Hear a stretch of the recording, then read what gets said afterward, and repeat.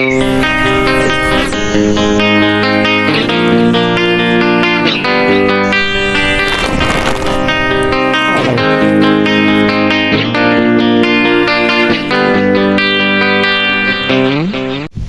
baik sahabat tani, assalamualaikum warahmatullahi wabarakatuh. Kita jumpa lagi di Peri Dunia Tani.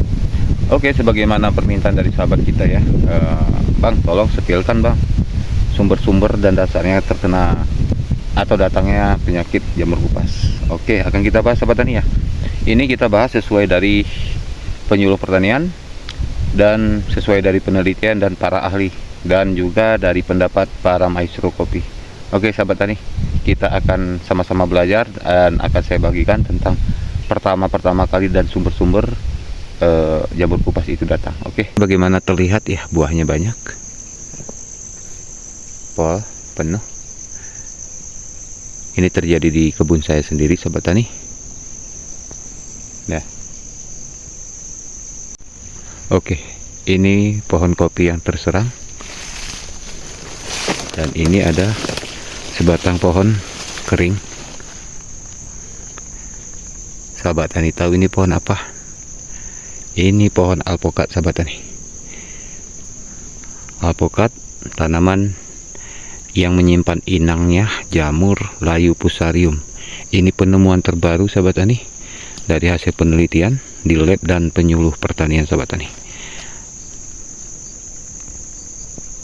Ini sudah lama mati, dan ini matinya pun karena layu fusarium sahabat tani. Ini harus segera saya ambil tindakan pencegahan sahabat tani sebelum menular ke tanaman kopi lainnya. Nah, ini sudah kena. Ini nyaris hampir. Ini sudah kena. Tuh. Oke sahabat tani, mari kita ulas tentang apa dasarnya dan penyebab layu fusarium ini. Layu fusarium ini bukan hanya terjadi pada tanaman kopi, namun juga terjadi pada tanaman lainnya yang jarak berdekatan sahabat tani. Jadi jawaban pertama sahabat tani, layu fusarium ini datangnya dari pohon alpukat, di mana pohon alpukat itu sudah terinfeksi ya, sudah mengidap jamur, kita bilang ya sahabat tani, mengidap masuk ke batang alpukat, lalu menyebar dan membunuh alpukat tersebut hingga mati. Namun menular melalui angin, tanah ya, dan atau udara, oke, sehingga terus menyebar sahabat tani. Nah, ini calon ini calon nggak lama lagi juga mati sahabat tani.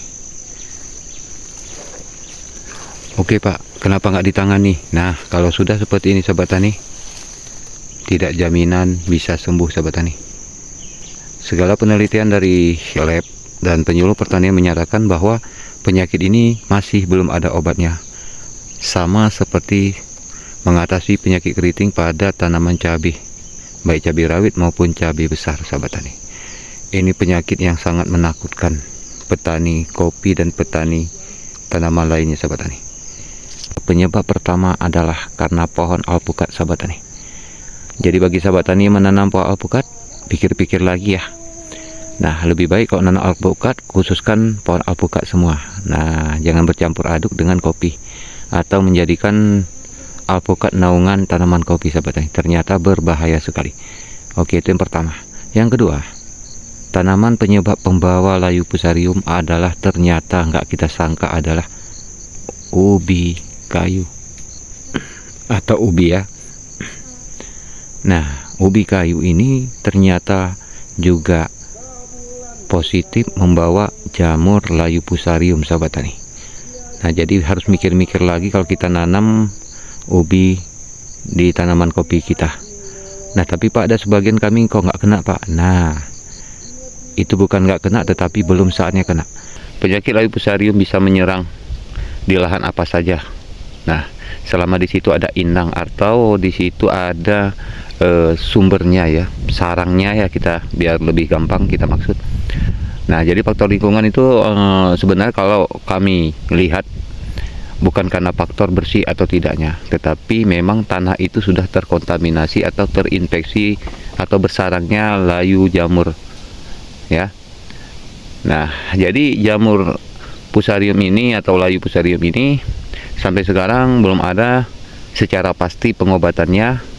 Dan yang paling penting kali sahabat tani, bagi sahabat tani yang baru buka lahan atau lahan baru yang ingin menanam bibit kopi, waspada ya, waspada. Ternyata layu Fusarium ini berada pada datangnya dari indukan kopi yang sudah terkontaminasi atau terlanjur kena. Misal begini sahabat tani sudah buka lahan baru dan ingin membeli bibit. Nah, bibit itu dibeli dari orang yang jualan bibit ya, bukan dari biji yang kita ambil dari pohonnya langsung. Nah, tapi kita membeli secara instan tanpa repot-repot lagi. Ibaratnya beli sudah jadi. Nah, seperti itu.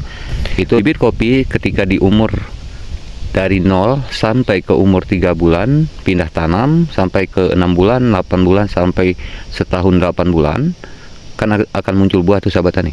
Nah, disitulah di buah pertama itu lagi rame-ramenya buah itu, disitulah baru kita tahu bahwa kopi kita terkena layu Fusarium. Nah, ini menjadi momok menakutkan sahabat tani. Saya rasa bukan hanya kopi saja di saat berbuah terkena ya, baru nampak ya gitu. Pada tanaman cabai, tomat juga ternyata sama sahabat tani. Dan selanjutnya sahabat tani, nah layu Fusarium ini telah ada dan telah bersarang di saat pohon-pohon telah mati ya, seperti tunggul-tunggul kering. Nah, seperti ini sahabat tani. Nah, dimana tunggul ini sudah kita tebang menggunakan sinso dan kita biarkan membusuk. Ternyata kita harus waspada sahabat tani akan hadirnya layu Fusarium. Tapi apakah itu semua Pak? Ada infeksi layu Fusarium? Tidak sahabat tani. Tidak semua pohon-pohon yang kita tebang tuh ada layu Fusariumnya. Nah, jadi layu Fusarium ini tidak mengenai semua pohon yang kita tebang, itu intinya sahabat tani. Nah, jadi bagaimana? Apakah kita bakar Pak? Lebih baik. Nah, atau kita semprotkan dengan fungisida? Ya, saya pikir mustahil ya. Belum ada para petani yang menyemprotkan fungisida atau anti jamur ke tunggul-tunggul seperti ini atau kayu yang sudah kita tebang ini. Jadi apakah bahayanya Pak? Nah, layu Fusarium ini kalau kita biarkan sangat berbahaya sahabat tani. Misalnya ya, seperti ini sahabat tani. Nah, ini misal ini sudah terkena misalnya terinfeksi layu Fusarium sahabat tani.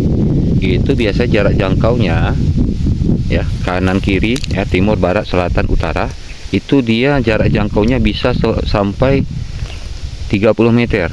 Nah ya, 30 meter. Jadi bayangkan aja kalau kita biarkan, ibaratnya nih kopi kita nih terkena, sudah pasti ini udah dalam 30 meter, berarti sekitar 1, 2, 3, 4, 5, 6, 9 lebih kurang sahabat tani. Itu akan terkena, dijamin sahabat tani ya.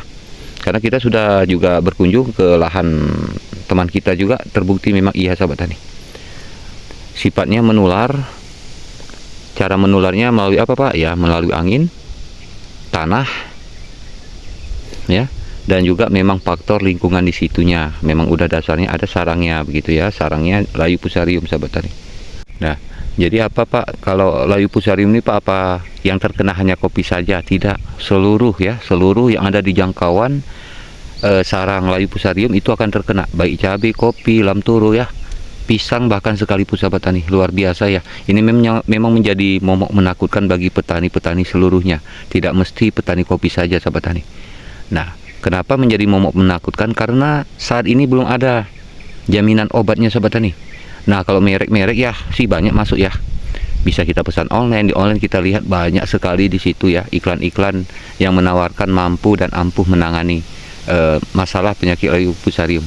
Namun ternyata tidak sahabat tani. Nah loh, emang Bapak udah coba? Udah, saya sudah coba sekitar 23 merek, 23 merek terkhusus terfokus untuk menangani penyakit layu Fusarium. Tujuannya apa? Saya mencoba-coba menguji semua itu supaya saya dapat kesimpulan, dan dari kesimpulan saya bagikan kepada sahabat tani ya. Jadi sudah 23 merek sudah saya coba, ternyata masih belum ada yang ampuh sahabat tani.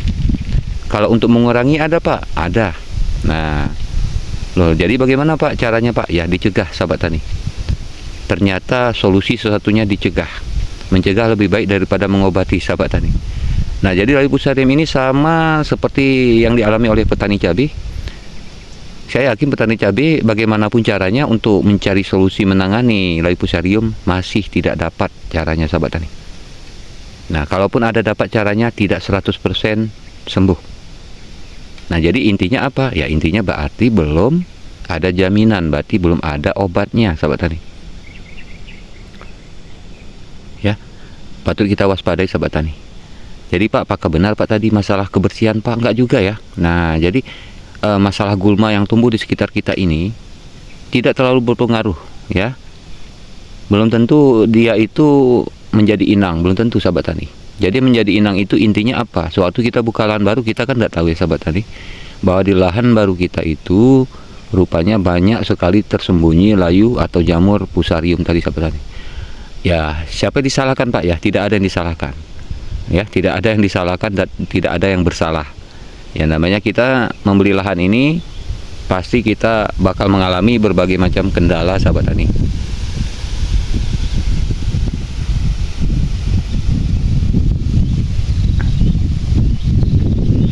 Jadi bagaimana solusi menurut sahabat tani? Jika ada sahabat tani yang tahu solusinya, ya mohon berbagi kepada kita ya. Barangkali ada solusinya, barangkali sudah membuktikan, tetapi dengan fakta ya, sahabat tani ya. Dibuktikan dengan fakta ya, jangan hanya dengan teori, sahabat tani. Karena kalau dengan teori semua bisa diputar balikkan ya. Sama dengan saya di sini, sahabat tani. Saya pun sebelum berbagi pada sahabat tani, selain teori, saya praktikkan dulu. Saya coba-coba dulu ya. Saya dengar-dengar dulu dari siapapun yang katanya, wah Pak Per, itu ada merek obat ini gitu, katanya ampuh untuk menangani layu fusarium. Nah, jadi otomatis saya nggak langsung percaya, sahabat tani. Saya coba dulu sendiri. Nah, itulah betapa pentingnya, sahabat tani, jangan terlalu mengandalkan teori, tapi andalkanlah dengan praktik dan beri pembuktian, supaya semua sahabat ya petani kopi se-Indonesia semancanegara tidak salah jalan, sahabat tani. Oke, kalau begitu sahabat tani, untuk info hari ini, nantikan sesi kelanjutannya masih kita ulas ya, masih kita kupas masalah jamur kupas tadi atau layu fusarium. Oke, semoga bermanfaat dan semoga terbantu untuk sahabat petani pemula atau yang baru ingin belajar menanam kopi. Assalamualaikum warahmatullahi wabarakatuh.